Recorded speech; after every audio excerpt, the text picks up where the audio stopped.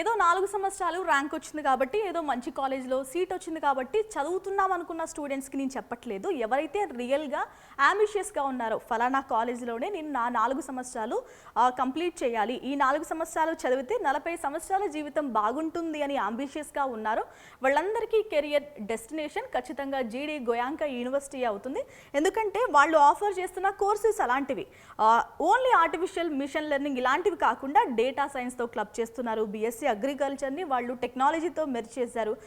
Nvidia కరికులంను కూడా వాళ్ళు add చేస్తున్నారు కాబట్టి సాధారణ కరికులం చదివితే మీ అందరికీ తెలుసు టెక్స్ట్ బుక్స్ నార్మల్గా స్టేట్ సిలబస్కి ఎన్సీఆర్టీస్కి సిబిఐటికి ఎంత తేడా ఉంటుందో ఎన్విడియాతో కొలాబ్ అయిన వాళ్ళ కరికులం కూడా దాంట్లో కూడా అంత చేంజెస్ వస్తూ ఉంటాయి కాబట్టి సో ఆ కరికులం యాడ్ ఆన్ అవుతుంది.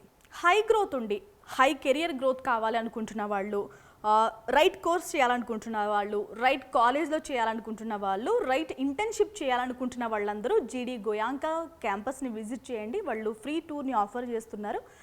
దీనికి సంబంధించి ఫుల్ డీటెయిల్స్ కావాలన్నా జీడీ గోయాంకా యూనివర్సిటీకి సంబంధించి మన ఛానల్ని విజిట్ చేయండి. ఆ ఛానల్లో వేణుగోపాల్ గారు మొత్తం ఫుల్ డీటెయిల్స్ కవర్ చేశారు కాబట్టి ఆ వీడియోస్ కూడా చూడండి.